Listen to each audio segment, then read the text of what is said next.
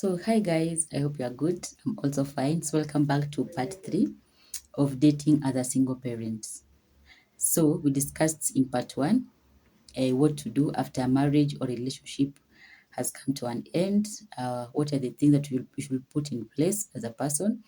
And one of them was you should find yourself, you should heal. In part 2, we discuss about when you meet someone, at least know where they are coming from, know one or two relatives, so that in case of anything good or bad, you'll be able to make some phone calls and you'll be able to connect to their people.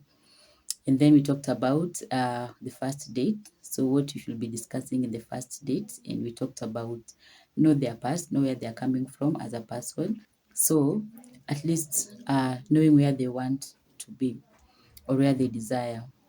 Uh, I'm a born again Christian and I believe in faith. I believe that God fulfills the desires of our hearts. But when someone tells me something where they want to be, I'll always look at the every little habits they do every day, the small habits that they do every day.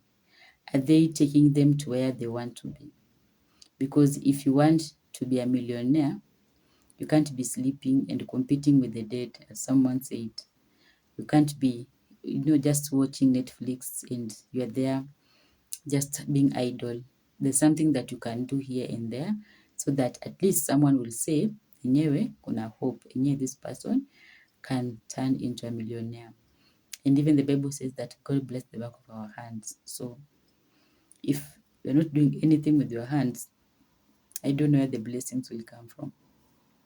So the things that we do every day, they can really tell whether we will be there or not. So even after you have met this person, now you are talking, the things that they do, the nonverbal speak a lot. You cannot lie with the nonverbal. Even when you're faking a smile, someone can tell. So even in that date, put a lot of focus on the nonverbals. If you want to know someone is lying, or you want to know if someone is not genuine, when you ask them something, what they do the first second after asking them whatever you have asked them will tell you if they are lying or not. So focus on the nonverbal as you also listen to what they are saying. So when you ask somebody a question, when you make a tu sura yao, the first second can tell you if what they are telling you is genuine or not. So the nonverbals are very, very powerful. Nowadays, we thank God that COVID iliisha, so people are not wearing the mask. Somebody will be wearing the mask, and what they are doing inside the mask, only God knows. But now, because you can just see their eyes, will not tell if they're happy or whatever they are doing inside the mask. So now, so you have talked about their personal life venue. So now, of course, be open and tell them that you are a mother, you're a single mom of 1, 2, 3, you're a single dad. I mean, as I said earlier, either part 1 or 2, I say that everybody, I believe, there's your mate outside there. There's someone who God created for you outside there. And I said, you don't have to dim your light. You don't have to lower your standard. You don't have to hide your kids. You don't have to hide those innocent children because of a man or a woman. So just be open to them. Tell them, I have these 2 children and I was in a marriage before, but it didn't work. And I've taken some time to heal and just reflect back. And this is where the kids are. Maybe I'm staying with them or they're in Sharks, and we are doing co-parenting with the father or the mother, or we are not doing any co-parenting. So just be clear, because there are people who they're not comfortable with having a partner who is doing a co-parenting with their ex. The people who they are not happy with that and they don't feel like this is my cup of tea. So just be honest in that first date or the second date, because now the first date you have discussed about their past and their future, and then the second date now you'll tell them, now we are co-parenting and this happened. When the kids close school, they go stay with their mom or their dad.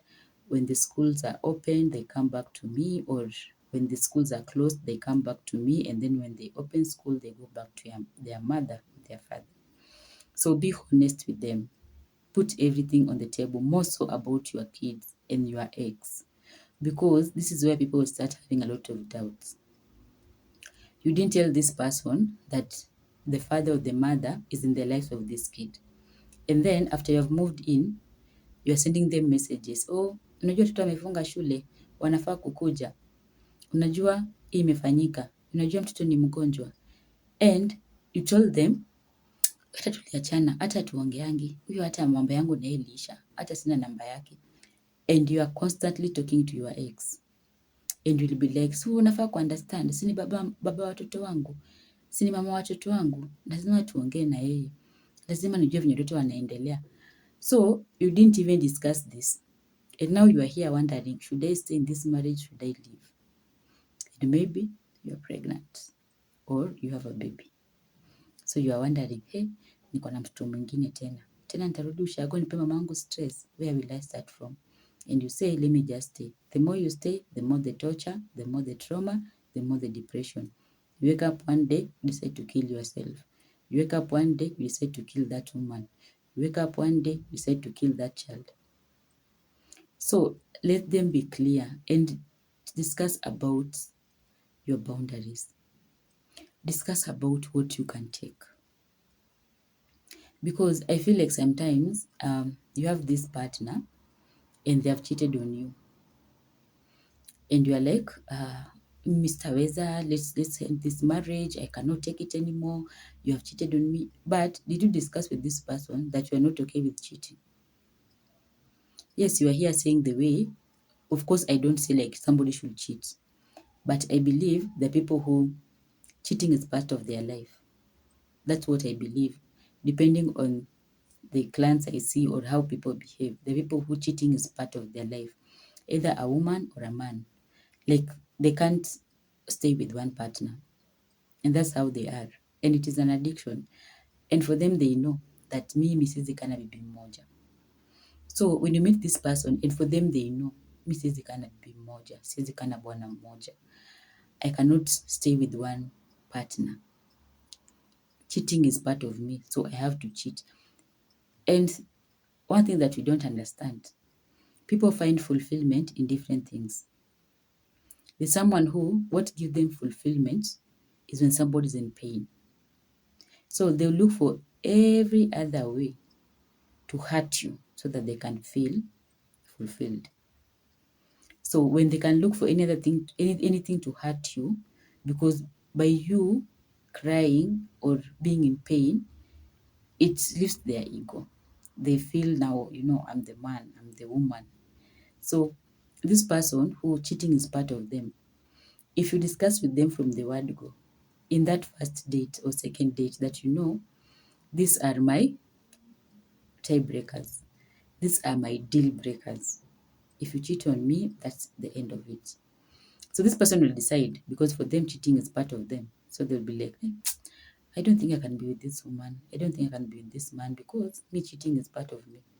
So watajipea shughuli mapema. And you'll save a lot of energy, a lot of time, and a lot of regrets. So when you tell the person your deal breakers early in advance, they will know, me, I will not do this. And if they know they cannot live without it, watakuacha tu hapo. Juu wanajua hakuna mahali mtaenda. So now, if you have started to stay with someone, you are now married, don't now be saying, mimi najua, mimi mtu akicheat, mimi yangu imeisha. Mimi, I can't stay with a partner who doesn't do this and this to me. Me, I can't stay with a partner mwenye haendi kanisani. Me, I can't stay with a partner who doesn't want to go to the club. Because this person amezoea maisha ya club, and you umezoea maisha ya kukaa kwa nyumba, watch Netflix. You're just chilling in the house. When you're not going anywhere, you just watch your Netflix. So, atakuwa anashindwa, mimi siwezi kaa kwa nyumba. I have to go out and hang out with girls and hang out with boys. And now you are left at home. Your partner has gone out to hang out. And then issues will start. So knowing even someone's hobbies. When you are free, what do you like to do? Maybe you, when you are free, you want to watch movie. This person, when they are free, they want to read books. So now, when you are going to tell them, hey, Aki kuna hii movie imetokea mzuri, Aki we need to watch, they're like, I need to read. And you become a disturbance to them. But if you discuss these things earlier, you will know, should I take it or leave it. There are people who, when they are free, they'll tell you, me, I just want to worship. And you, when you are free, don't have to dance fali. So, rumba, you and to worship. You're in the same house.